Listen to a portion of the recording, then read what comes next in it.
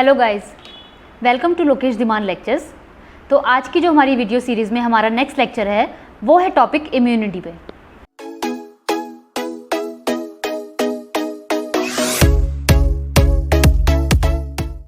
जैसा कि आप सब जानते हैं कि इम्यूनिटी क्या है?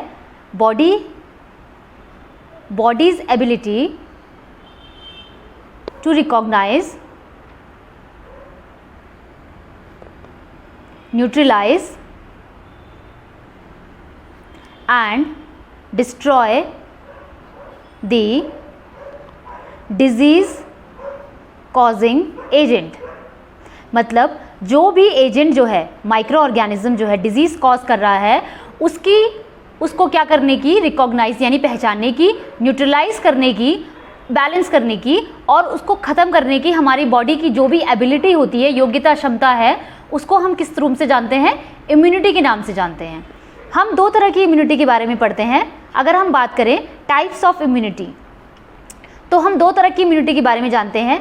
पहली टाइप है इनेट इम्यूनिटी और दूसरा टाइप है एक्वायर्ड इम्यूनिटी। तो इनेट इम्यूनिटी क्या होता है? इनेट इम्यूनिटी मतलब बाय बर्थ, जो आपको बाय बर्थ मिलती है, और एक्वायर्ड इम्यूनिटी मतलब जो आप क्या करते हैं, एक्वायर्ड करते हैं बाय टाइम। मतलब जो बाय बर्थ प्रेजेंट नहीं है वो है आपकी एक्वायर्ड इम्यूनिटी, और इनेट इम्यूनिटी जो बाय बर्थ है, पैदा होने के साथ ही जो आपको इम्यूनिटी मिलती है वो है आपकी इनेट इम्यूनिटी। और एक्वायर्ड का मतलब है जो आप कहीं से ग्रहण करते हैं, बाद में जो आपकी इम्यूनिटी बनती है वो है आपकी एक्वायर्ड इम्यूनिटी। अगर हम बात करें कि इनेट इम्यूनिटी के ऐसे कौन कौन से कंपोनेंट्स हैं जो इनेट इम्यूनिटी में पार्टिसिपेट करते हैं, तो वो कौन कौन से हैं? सबसे पहले तो हम बात करते हैं किसकी? Anatomical and physiological barriers.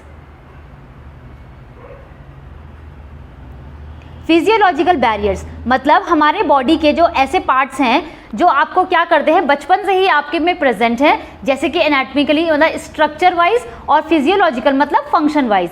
Structure wise जैसे आपकी स्किन है, तो स्किन में क्या है, डेंड्राइटिक सेल्स प्रेजेंट होती हैं जो क्या करती हैं, आपको इम्यूनिटी प्रोवाइड करती हैं। ओके, उसके अलावा आपकी म्यूकस मेम्ब्रेन है। म्यूकस मेम्ब्रेन भी आपको क्या करती है, कई तरह के एंटीजन से क्या करती है, प्रिवेंट करती है। इसके अलावा आपकी गट फ्लोराज है। आपके इंटेस्टाइन में जो भी गट फ्लोराज में जो माइक्रो ऑर्गेनिजम्स प्रेजेंट हैं इंटेस्टाइन में, वो क्या करते हैं, हमें इनेट इम्यूनिटी प्रोवाइड करते हैं, यानी बॉडी को किसी भी तरह के इन्फेक्शन से प्रोवाइड करते हैं, इम्यूनिटी प्रोवाइड करते हैं। उसके बाद अगर हम बात करें, कुछ ऐसे सेल्स हैं जो आपको क्या करते हैं, इनेट इम्यूनिटी प्रोवाइड करते हैं, जैसे कि मोनोसाइट्स एंड मैक्रोफेजेस। मोनोसाइट्स और मैक्रोफेजेस के बारे में आपने हमारे दूसरे लेक्चर WBC वाले लेक्चर में आपको देखने को मिलेगा, तो आप उस वीडियो में मोनोसाइट्स और मैक्रोफेजेस के बारे में पढ़ सकते हैं। दूसरे हमारे हैं न्यूट्रोफिल्स। न्यूट्रोफिल्स भी हमारे एक तरह के WBC हैं जो कि सबसे ज़्यादा अमाउंट में क्या करते हैं, बॉडी में प्रेजेंट होते हैं, 50 to 70%। न्यूट्रोफिल्स भी एक तरह के WBC हैं, और ये न्यूट्रोफिल्स के बारे में भी आपको WBC वाले लेक्चर में जानने को मिलेगा। इसके अलावा एक और तरह की सेल्स होती हैं जिन्हें हम कहते हैं नेचुरल किलर सेल्स या NK सेल्स। इनका क्या काम है, नेचुरल किलर सेल्स का? ये क्या करती है, कुछ वायरसेस से, कुछ पर्टिकुलर टाइप के वायरसेस से और मैलिग्नेंट सेल से बॉडी को प्रिवेंट करते हैं।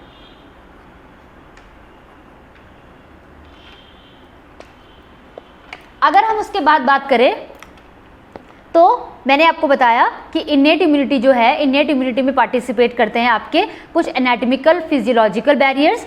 इसके अलावा मोनोसाइट्स, मैक्रोफेजेस जो कि हमारे पर्टिकुलर सेल्स के अंदर आते हैं, न्यूट्रोफिल्स हो गया, नेचुरल किलर सेल्स हो गया, ये सब हमारे इनेट इम्यूनिटी में पार्टिसिपेट करते हैं। इसके अलावा ब्लड है, ब्लड में कुछ ऐसे कॉम्प्लीमेंट्स मिलते हैं आपको, कॉम्प्लीमेंट्स, ब्लड में आपको कुछ ऐसे कॉम्प्लीमेंट्स प्रेजेंट होते हैं जो बॉडी को क्या करते हैं, इनेट इम्यूनिटी प्रोवाइड करते हैं। उसके बाद हम बात करते हैं दूसरी टाइप की इम्यूनिटी हमने पढ़ी थी, अडैप्टिव या फिर acquired immunity.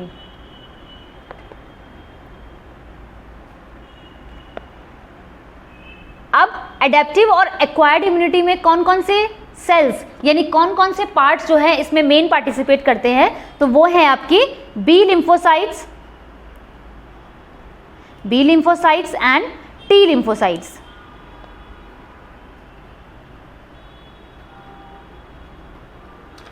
B lymphocytes and T lymphocytes. B lymphocytes को बी लिम्फोसाइट्स क्यों कहा गया, क्योंकि बी लिम्फोसाइट्स को सबसे पहले देखा गया था, फर्स्ट सीन इन बुर्सा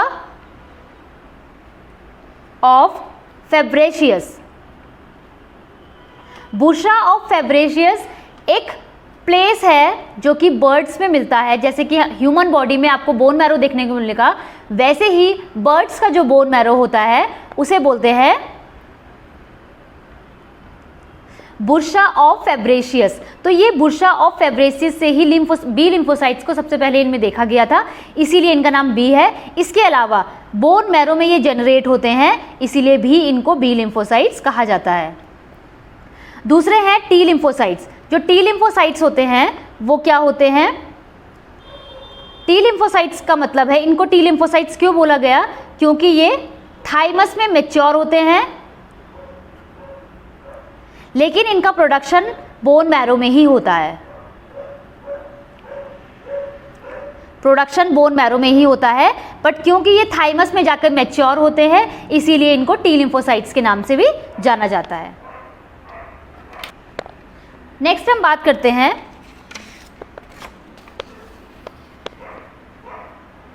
जहाँ से एग्जाम पॉइंट ऑफ व्यू से क्वेश्चंस बनते हैं वो है टाइप्स ऑफ इम्यूनिटी, और इसी से मोस्टली क्वेश्चन आते हैं कि अगर आपके पास कोई एग्जाम्पल आया कि ये आपके पास एक एग्जाम्पल दिया और पूछा गया है कि ये किस तरह की इम्यूनिटी है, तो आपको बताना होगा कि कौन सी इम्यूनिटी है, एक्वायर्ड इम्यूनिटी है, इनेट इम्यूनिटी है, एक्टिव है, पैसिव है, नेचुरल है या फिर आर्टिफिशियल है। तो टाइप्स ऑफ इम्यूनिटी की अगर हम बात करें तो दो तरह की इम्यूनिटी के बारे में हमने अभी पढ़ा था, पहली है इनेट इम्यूनिटी और दूसरी है एक्वायर्ड इम्यूनिटी।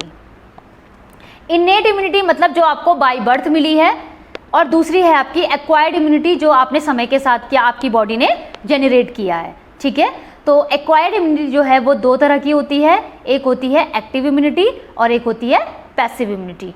एक्टिव का मतलब जो अपने आप एक्टिव हो, ओके, जिसको किसी की हेल्प की जरूरत ना पड़े, वो है active immunity.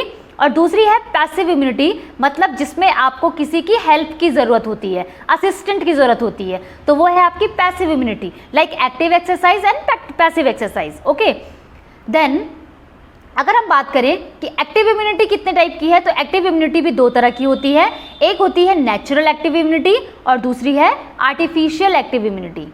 Then passive immunity भी टू टाइप्स की होती है, natural passive immunity and artificial passive immunity. अब हम बात करेंगे कि एक्टिव नेचुरल का एग्जाम्पल क्या होगा। तो कभी कभी ये टर्म बीच में से गायब करके आपके पास सिर्फ ये टर्म रह जाता है कि ये किस तरह की इम्यूनिटी है, तो अगर एग्जाम्पल ये आया तो आप बोल सकते हैं ये एक्टिव इम्यूनिटी है, अगर आपके पास नेचुरल एग्जाम्पल में नहीं है, ऑप्शन में नहीं है। अगर आपके पास आर्टिफिशियल का एग्जाम्पल आया है और आर्टिफिशियल ऑप्शन में नहीं है तो आप उसको एक्टिव इम्यूनिटी में मानेंगे। ओके, चलिए, तो नेचुरल का एग्जाम्पल होता है कोई भी इन्फेक्शन यानी क्लिनिकल इन्फेक्शन अगर किसी को हुआ है तो हमारी बॉडी उसमें जिस तरह की इम्यूनिटी को जनरेट करेगी वो है आपकी active natural immunity, acquired active natural immunity. Body की जब फॉर एग्जांपल आपको टाइफाइड हुआ और टाइफाइड होने के बाद आपकी बॉडी ने क्या किया, उससे फाइट किया, और जब दोबारा टाइफाइड हुआ आपको तो बॉडी ने और अच्छे से फाइट किया, उसको आप किस इम्यूनिटी के नाम से जानेंगे? तो ये आपकी बॉडी में अपने आप नेचुरली एक्टिव हुई है, तो इसीलिए हम उसको बोलेंगे एक्टिव नेचुरल इम्यूनिटी। दूसरा है आर्टिफिशियल इम्यूनिटी। आर्टिफिशियल इम्यूनिटी, इसका एग्जाम्पल आप देते हैं, आर्टिफिशियल इम्यूनिटी का एग्जाम्पल है जैसे कि वैक्सीनेशन। वैक्सीनेशन जो है वो है आर्टिफिशियल इम्यूनिटी का एग्जाम्पल। जब किसी को भी वैक्सीनेट किया जाता है, जैसे इम्यूनाइज किया जाता है, जब बच्चों को किसी भी जैसे BCG, DPT, जो भी आपको इम्यूनाइजेशन चार्ट में जो जितने भी वैक्सीनेशंस बच्चों को लगाए जाते हैं, या आपको जो भी वैक्सीन्स लगाई जाती हैं किसी भी डिजीज से प्रिवेंट करने के लिए, वो किसके अंदर आती है?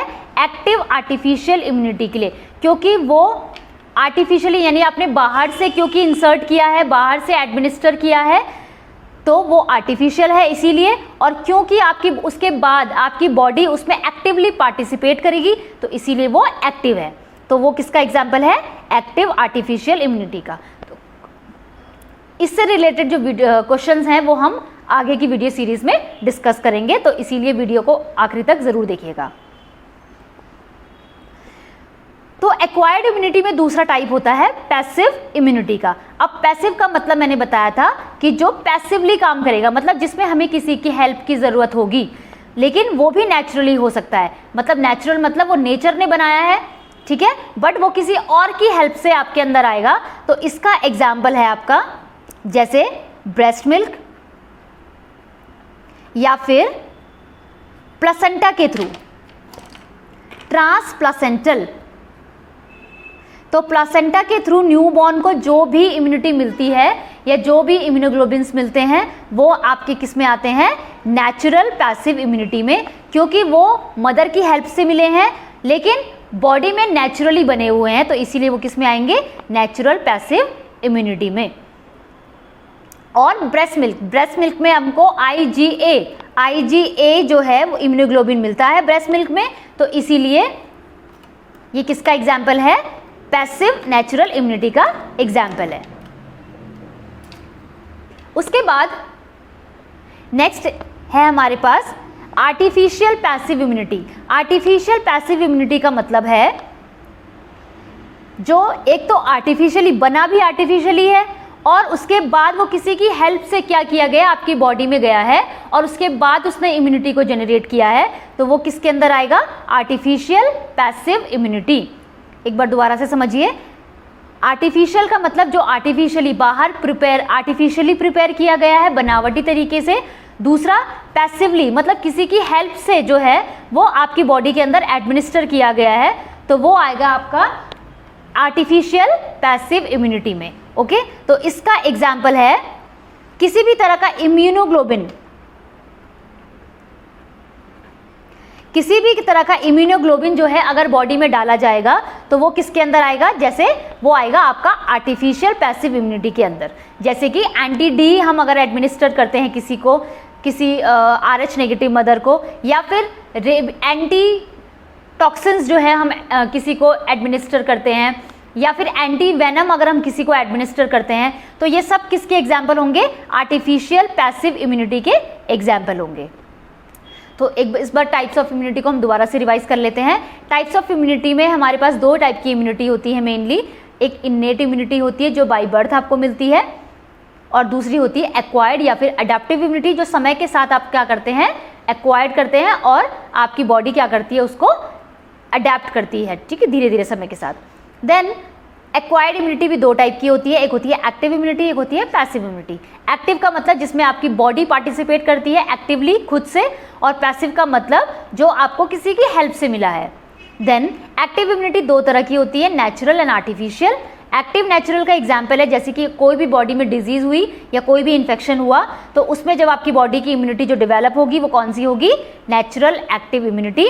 और आर्टिफिशियल इम्यूनिटी का एग्जाम्पल है एक्टिव का वैक्सीनेशन। जब कोई भी किसी भी तरह की वैक्सीनेशन लगाई जाएगी इम्यूनिटी के लिए, तो वो है एक्टिव आर्टिफिशियल इम्यूनिटी का एग्जाम्पल। दूसरी तरफ है पैसिव इम्यूनिटी, जिसमें आपकी नेचुरल क्या होगी? जो आपको पैसिवली मतलब किसी और की हेल्प से मिली है लेकिन नेचुरली डेवलप हुई है, वो है एग्जाम्पल जैसे ब्रेस्ट मिल्क या फिर ट्रांसप्लासेंटल जो इम्यूनिटी मिलती है प्लेसेंटा के थ्रू न्यूबॉर्न को।